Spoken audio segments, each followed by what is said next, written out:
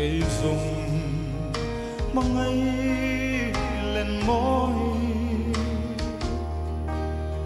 thì mấy in trên lệ du lung lên tua hơn đông nghe mình hẳn đón về truyền lá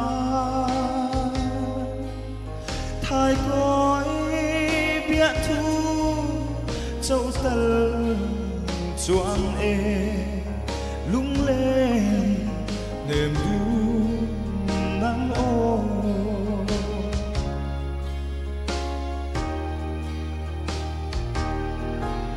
sắc mê tôn xuống tôi tê buồn suy lùng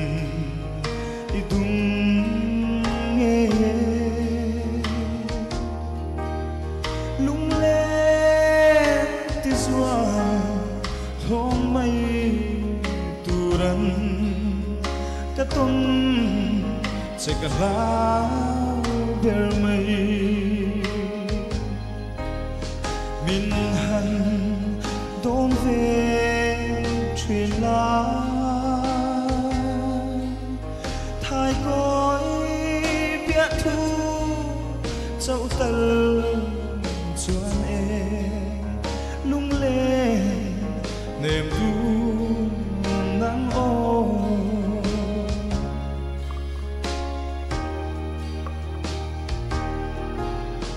cả lá ta nghe cây rụng ngày lại in vào khôn ngoan tê linh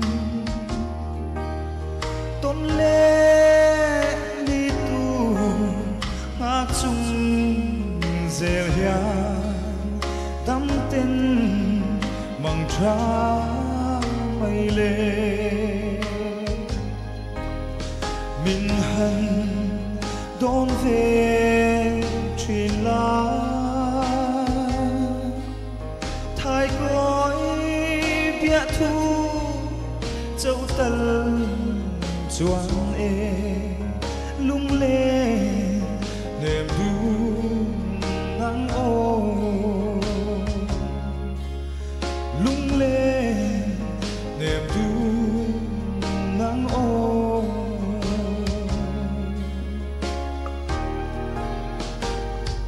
Lỗ mê